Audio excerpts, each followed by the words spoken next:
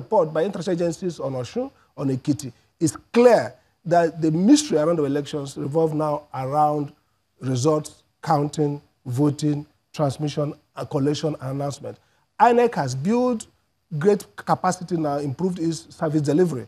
What it lacks now is the regulatory capacity to change behavior through rulemaking, and that's where I want it to go. Dr. Ikechukwu, this matter of INEC and what they need to do, before you get there, we're going to say something about the parties not doing their own bit as regards this whole electionary matter, the Electoral Act, no Electoral Act. The parties are not doing their own bit. You're going to go from there. Then you can now tie into this INEC and what they need to do. Okay, well, perhaps I don't know whether it should be the other way around. INEC, with the, as it is now, what it means is that INEC will have to use incident forms. And incident forms allow exercise of discretion that may not be in the interest of the state or may not be in the interest of transparency. That's where the real danger is. Dr. Ikechukwu, because now, you INEC, do your election... Let me ask this question, because INEC had said it here over and over again.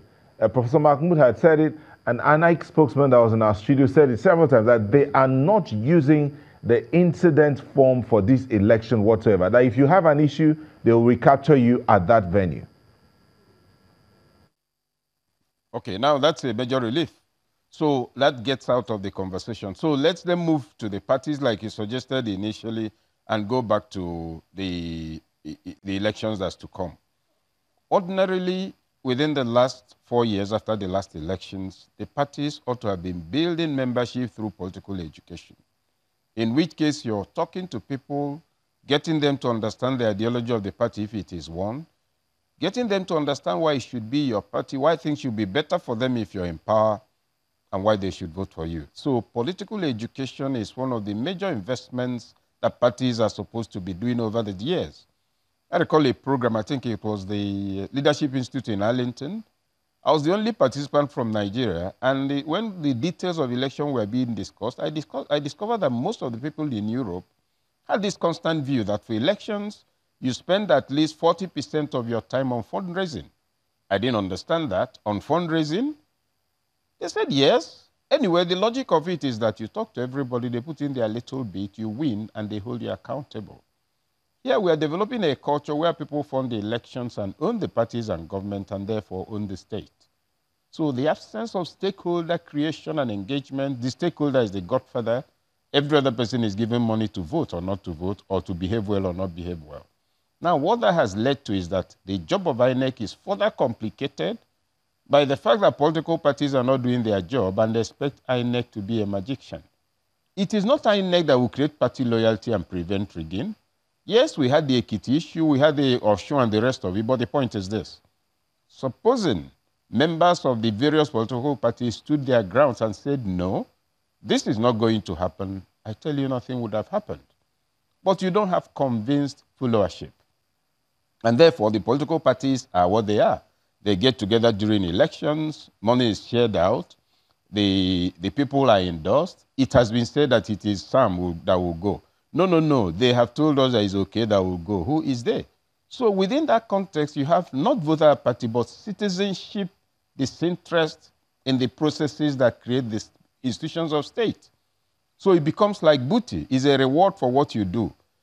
The absence of this is not the fault of INEC, is not the fault of the government, incumbent or past. Is the failure to create real political parties based on ideology, striving for membership, by an informed elite that believes that government has a purpose, which is the common good. Now, within that milieu, you now talk about an election in 2019. INEC's processes, whether we like it or not, has moved up by close to 80% since 1999.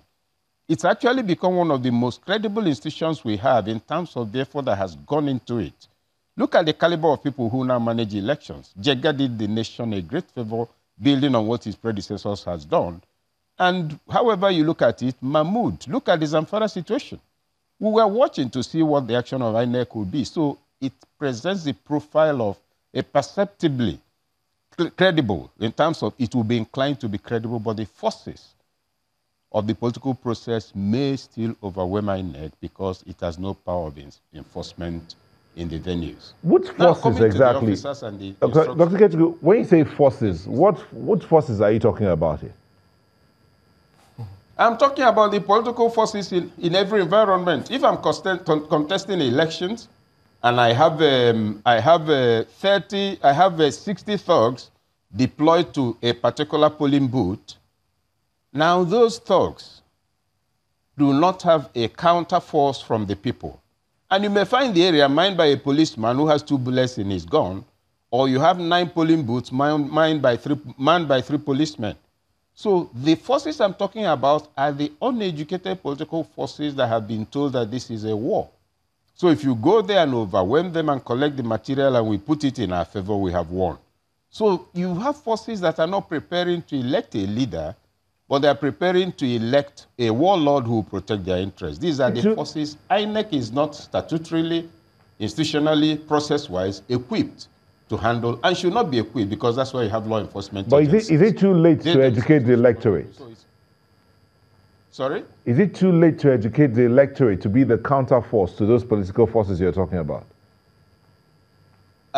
Quite frankly, the answer is yes, and I'll tell you why. Political education has been going on for a long time. INEC has been doing consistent political education, but it's always had a major flaw, and which I believe the INEC of today is aware now. It's not really political education. People are asked to do political education. Funds are made available for it. They hold an event in a venue with hired crowd, and then it's deemed to be so. So the real thing is not going on. I've had to speak on that even institutionally at some point. I don't know whether I doubt that sort of thing will be going on now. But if you're talking between now and 2019, who are you going to sit down and educate? The Say Baba group have a terminal position. The Atiku group has a terminal position. The grammarians in the other, who constitute the other candidates have their terminal position. So that, who are you going to call to educate? First of all, even if you've given us all the education, we cannot fund thuggery. If we cannot fund thuggery and somebody else can fund thuggery, with all our political education, we get to the venue, we get clobbered. Rather than die, we run to our houses. So we have a very volatile and potentially dangerous situation moving up to 2019. And it's actually for the state to now play a much more responsible role. And that's why people are worried about the failure to sign the bill or to make a law making certain actions of INEC. We'll just go on a very short break. We'll go on a very short break and we'll be back to wrap this up. Join us again.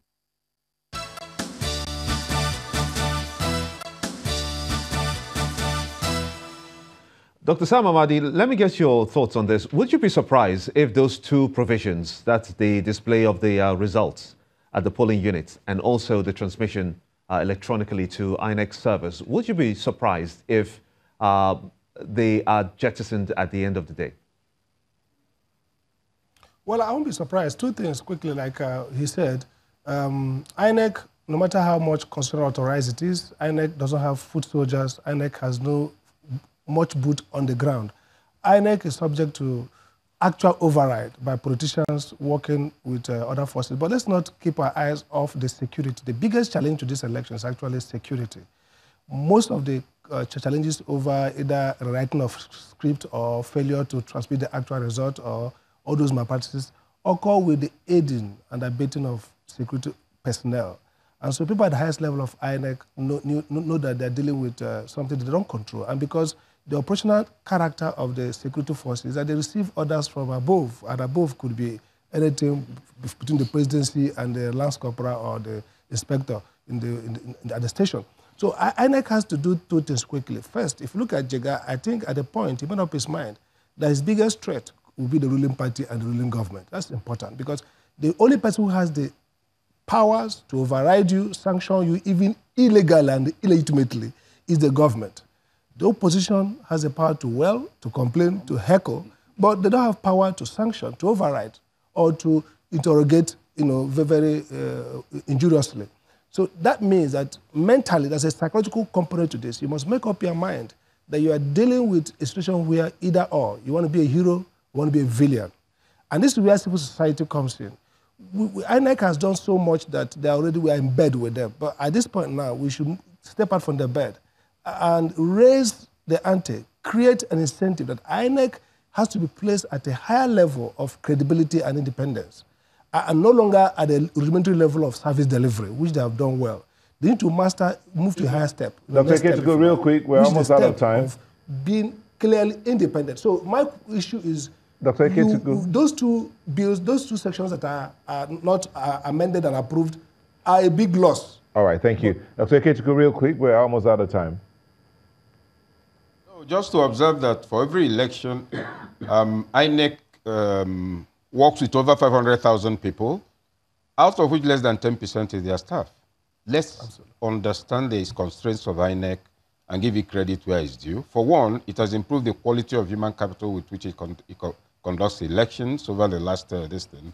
And two, the challenges on the ground are such that INEC must, like Sam said, resolve, as the Marxists will say, to commit class suicide. The chairman of INEC is a person of profound track record and integrity. He should be more concerned about what he will do after this INEC watch. In all his previous engagements, he's distinguished himself, and he's an international scholar, hardworking person, capacity for administrative details. So he should ask himself, what would be my national service as a patriot at my age, after what I've gone through and the way I see my country today? That would be a strong element in all of this, despite the likely desperation of the institutions of the managers of the institutions of state. Okay, Ikechukwu, we must thank you so much indeed for talking to us. Executive Director, Development Specs Academy, and he is indeed also a columnist, as well as Dr. Sam Amadi, a lecturer, Bayes University, Abuja. We must thank both of you gentlemen so much indeed for talking to us this morning on Sunrise Daily. That's how the show has been this morning. Thank you indeed as well for being a part of it. I'm Gimba Umar. Bye for now. I'm Neota Igwe. Bye-bye. The views and opinions expressed by guests on this program are those of the maker and do not reflect the views, opinions, and endorsement of Channels Television.